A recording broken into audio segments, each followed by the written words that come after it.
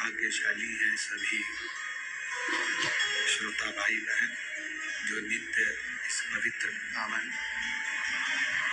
शिव महापुराण की कथा को श्रवण कर रहे हैं। भगवान देवाधिदेव महादेव करुणा सागर, कृपा सागर, दया सागर भगवान शिव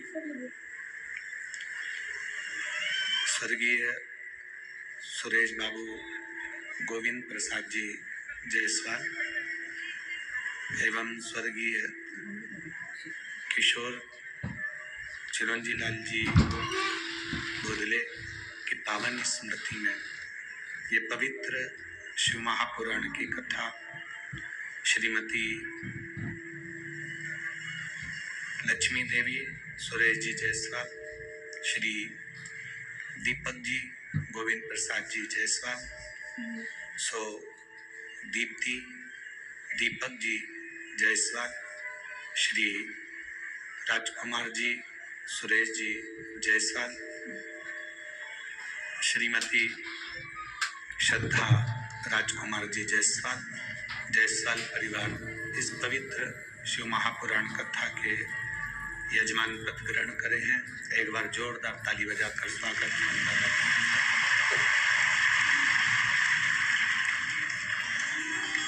कथा मंडप में विराजमान सभी संत साधु गुरुजन ब्राह्मण जन तपस्वी जन पवित्र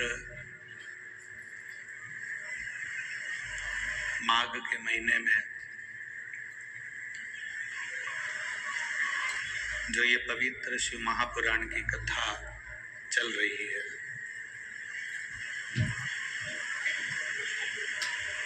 बनी यवतमाल जिले के इस अंतर्गत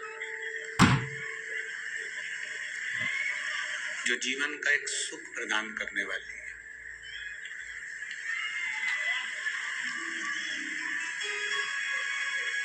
आप और हम भगवान देवाधिदेव महादेव के चरणारविंद की एक पवित्र यात्रा कर रहे हैं।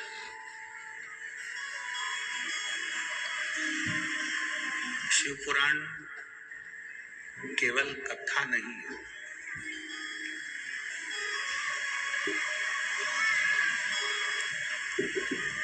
इसको कथा ना समझेंगे, केवल कथा। शिव पुराण को समझे कि परमात्मा तक पहुंचने की एक यात्रा है। हमें भगवान के करीब कैसे पहुंचना है, हमें भगवान के नजदीक कैसे रहना है, हम कैसे अपने सुख दुख को परमात्मा तक पहुंचा सकें, हम कैसे भगवान के करीब में पहुंच सके।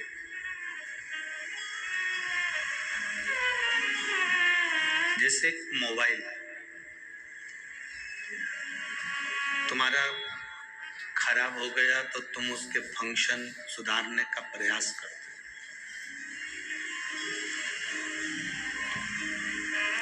यहाँ जितने बैठे हो और जितने आस्था चैनल पर कथा सुन रहे हैं और जितने फेसबुक यूट्यूब पर कथा श्रवण कर रहे हैं, आप सबके स्मरण में होगा कि आप स्वयं पहले आपका अगर मोबाइल खराब होता है तो आप पहले खुद उसको सुधारने का प्रयास करते हो। क्यों नहीं आ रहा, क्या दिक्कत आ गई, चार्ज करके देखोगे, सिम निकाल कर देखोगे, फिर वापिस दूसरी चार्ज की मशीन से देखोगे, फिर लगेगा कि इसका चार्जिंग पॉइंट कुछ गड़बड़ हो गया तो दूसरी कोई चार्जिंग पॉइंट लगा कर देखोगे।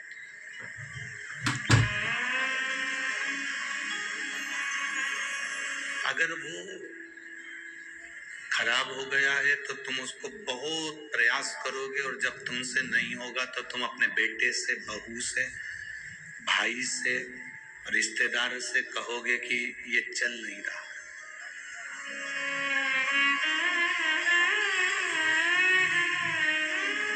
इसमें देखो क्या दिक्कत आ गई है, ये क्यों नहीं चल रहा, इसमें क्या खराबी है, चलता क्यों नहीं है।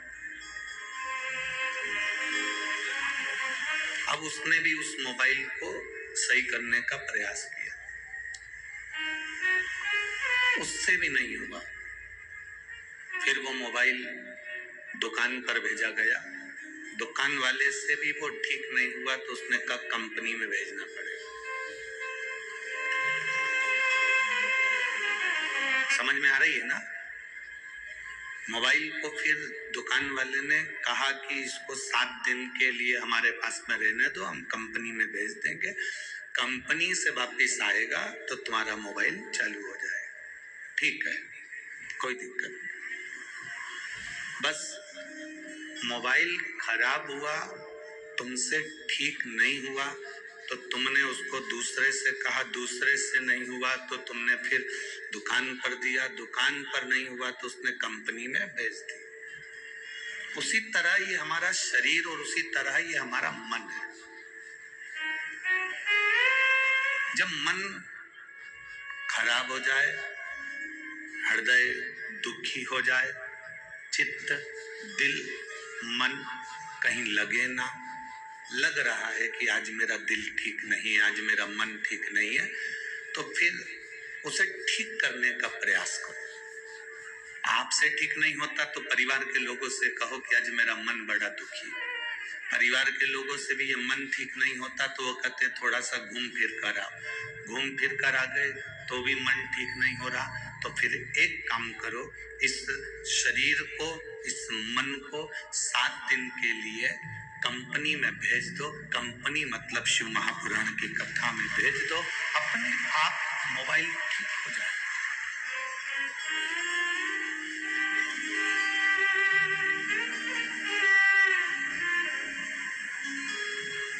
बहुत भारी कंपनी है शंकर जी की, इतना भारी एंटीना है और इतनी भारी कंपनी है कि यहाँ अच्छे अच्छे का नेटवर्क मिल जाता है, जिसका नहीं मिले उसका भी नेटवर्क यहाँ पर है शिव के पास।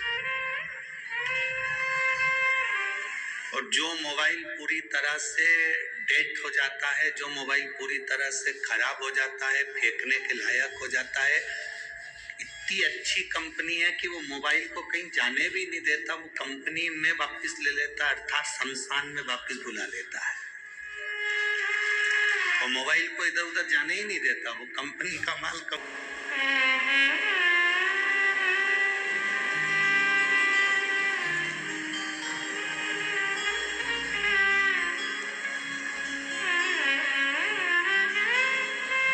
प्रयास करो कि हमारा मन, हमारा चित्त, हमारी बुद्धि, हमारा दिल, हमारा हृदय परमात्मा की शरणागति में रमे।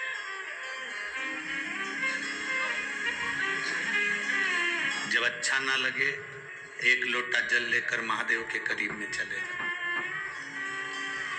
अब कई लोग कहते हैं गुरुजी हमारा तो मन मंदिर में भी नहीं लगता, हमारा मन तो कहीं लगता ही नहीं है, हमारा दिल तो कहीं मंदिर में भी नहीं लगता, पूजन में नहीं लगता, आराधना में नहीं लगता, अर्चना में नहीं लगता, हमारा मन कहीं नहीं लगता।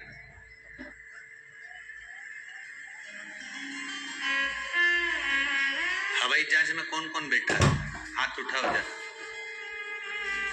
चलो ठीक है। हवाई जहाज किस किस ने देखा है? टीवी पे देखा हो, चाहे मोबाइल में देखा हो, चाहे कहीं देखा हो, देखा सबने ना। हवाई जहाज जैसे ये हवाई जहाज है और जमीन पे रखा है, ठीक है, खड़ा। अब इसमें सब बैठ गए, बैठने के बाद एकदम उड़ जाएगा क्या? जम के तो बोलो जरा, क्या करेगा? पहले थोड़ा चलेगा, चलने के बाद फिर दौड़ेगा, दौड़ने के बाद और स्पीड में दौड़ेगा और दौड़ता हुआ इतनी स्पीड ले लेगा, फिर आखिरी में उड़ जाएगा। उसी तरह लोग कहते हैं हमारा मन भगवान में नहीं लगता, हम कहते हैं पहले हवाई जहाज खड़ा तो करो मंदिर में। ये दिल, ये मन पहले मंदिर में खड़ा तो करो, एकदम उड़ेगा थोड़ी ना। पहले मन मंदिर में जाएगा, फिर धीरे धीरे धीरे धीरे चलेगा, लोगों को देखेगा। बोलबम का नारा है, बाबा है सहारा, श्री शिवाय नमस्तुभ्यम, सारी समस्या का हल एक लोटा जल। अब मन धीरे धीरे, एक दिन 2 दिन नहीं लगेगा, 3 दिन नहीं लगेगा। हल्का जब हवाई जहाज चलना चालू करेगा, धीरे धीरे धीरे धीरे फिर तो ऐसी स्पीड ले लेगा कि कोई मंदिर जाए तो ना जाए, सबसे पहले तुम मंदिर जाओगे और मंदिर में सेवा कर। और जब उसने स्पीड ले ली और ऐसी स्पीड लेगा, फिर यूं उड़ेगा और उड़ेगा तो सीधे कैलाश मानसरोवर तक पहुंच जाएगा और मेरे भोले बाबा मिल जाए। ये मन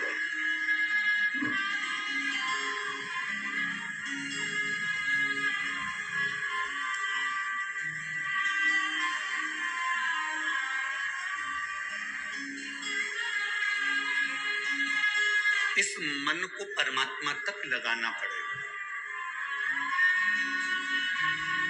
लोग कहते हैं हमारा मन नहीं लगता, लोग कहते हैं हमारा दिल नहीं लगता, लोग कहते हैं हमारा मन नहीं लगता।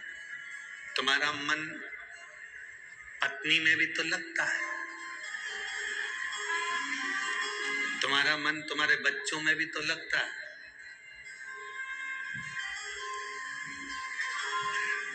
एक बात समझ में नहीं आती, जब भी पंडित जी पूजन कराते हैं, राजा भैया आप भी कर रहे होंगे और हमारे पंडित जी भी पूजन करा रहे होंगे, सुबह सुबह जब पूजन कराते हैं तो हाथ में चावल फूल हाथ में देकर कहते हैं भगवान का ध्यान करो।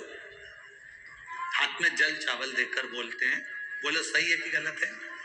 अरे जम के तो बोलो। हाथ में जल देंगे, चावल देंगे, फूल देंगे और कहेंगे भगवान का ध्यान करो।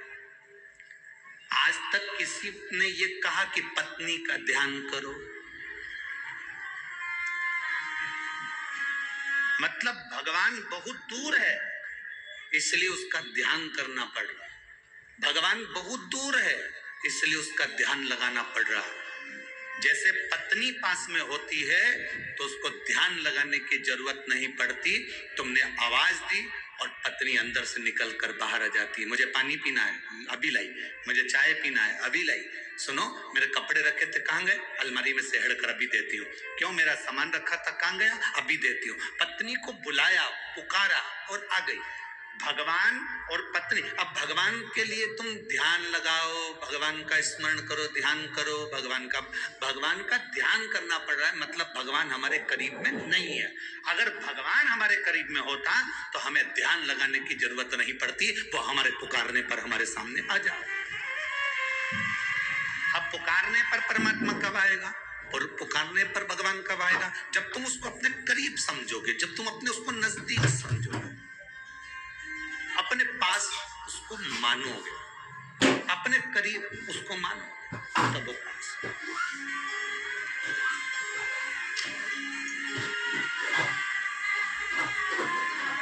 यहाँ पर एक बच्चा बैठा है जो 5-6 साल का हो गया था पर बोलता नहीं था, और उसकी माँ ने पशुपति व्रत किया। और पशुपति व्रत भी क्यों किया कि उसके घर के सामने कोई काम करने वाली आती थी तो वो उस बच्चे को देखती थी तो बच्चा बोलता नहीं था, निपट गूंगा था, बोलता है, चलने में भी उसको प्रॉब्लम, बोलने में भी उसको प्रॉब्लम। तो उसने कहा कि एक बार पशुपति व्रत करो। तो उस महिला ने उससे कहा क्या तुमने पशुपति व्रत करा है? तो कहा व्रत तो नहीं करा, पर मैंने सुना है वो सीहोर वाला महाराज बताता है पशुपति व्रत को, जो जो करता है उसका कार्य होता है। मेरे बच्चा की आवाज आ जाएगी क्या पशुपति व्रत से?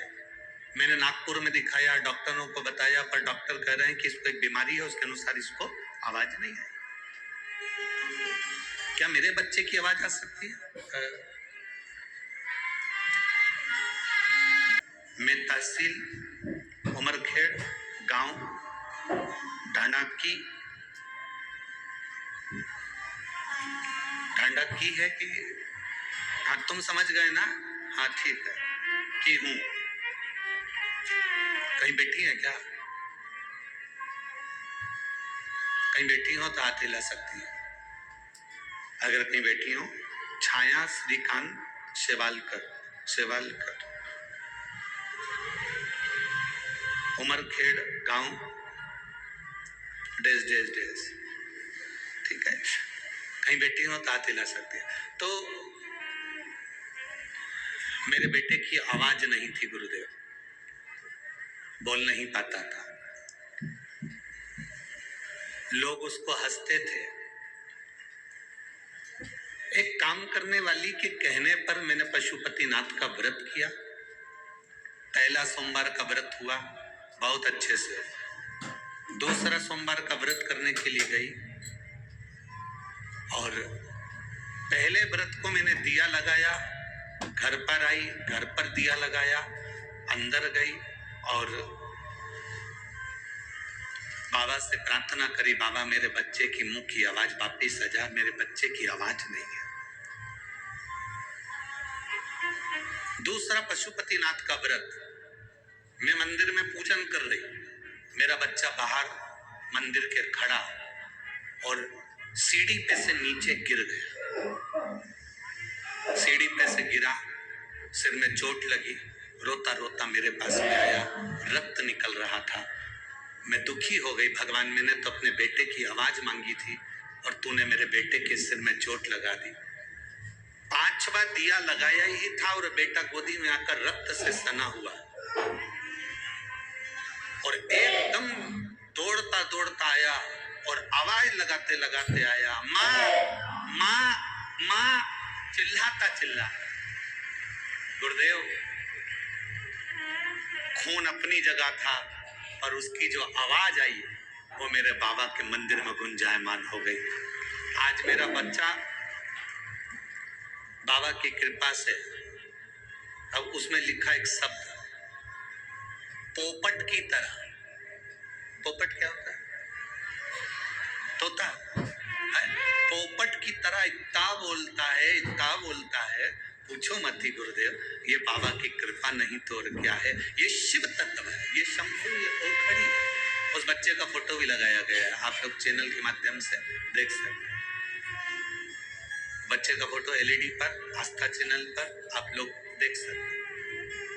ये शिव तत्व है, ये ओखड़ी है, शंभु है। अर्थात हमारा भरोसा, हमारा विश्वास, हमारी दृढ़ता, उसको हम मजबूत करें।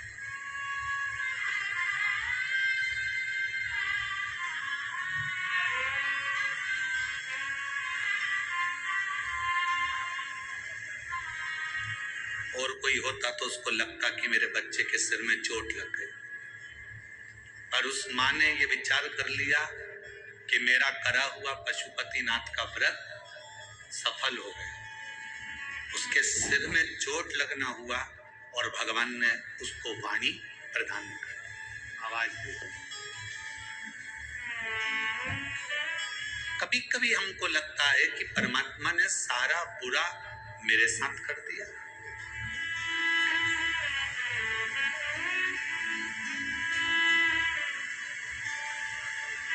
भगवान ने सारा बुरा मेरे साथ कर दिया, कभी कभी लगता है। पर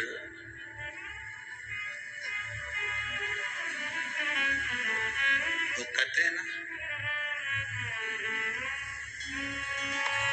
जिनकी नजरों में शंभु समाए,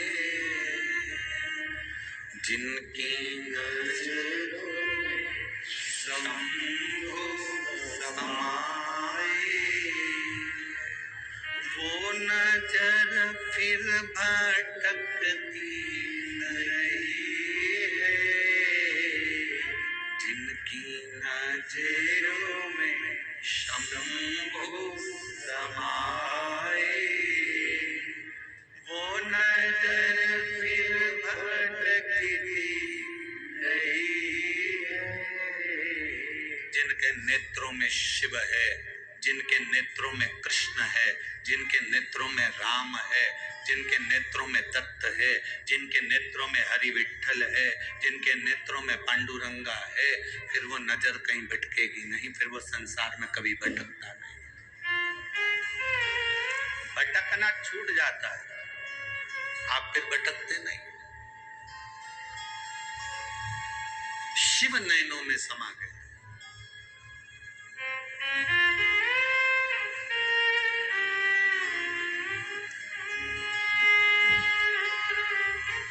आज हमारे यजमान श्री राजा जी जायसवाल जी का जन्मदिन है। आपको जन्म दिवस की बहुत बहुत बधाई। सुबह से इन्होंने 4 बार प्रणाम करा। अब हम भी नहीं समझ रहे थे कि बार बार प्रणाम क्यों कर रहे हैं।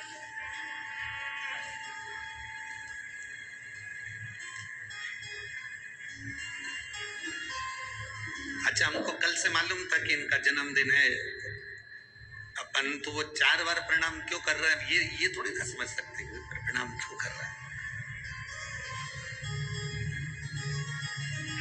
अब जो छोटा सा बच्चा होता है वो तो जान करके कहता है काका जी जाऊं, हाँ जा, पक्का जाऊं जाऊं, तो वो काका जी से इसलिए बोलता है कि जाऊं जाऊं इसलिए बोलता है जेब में जो टॉफी रखी वो तो दे दो। अब ये 4 बार प्रणाम कर रहे तो सुबह भी करा, फिर वापिस प्रणाम करा, फिर प्रणाम करा। अब हम नहीं समझे तो फिर हमने कहा हैप्पी बर्थडे टू यू। कहा गुरुजी रिटर्न गिफ्ट, हमने कहा इसलिए तो हम पूछ ही नहीं रहे थे कि जन्मदिन की बधाई दी जाओ। हमने कहा क्या चाहिए बोलो। कहा गुरुजी बस ऐसी कृपा कर दो कि बनी में एक बार 2028 में फिर कथा हो जाए।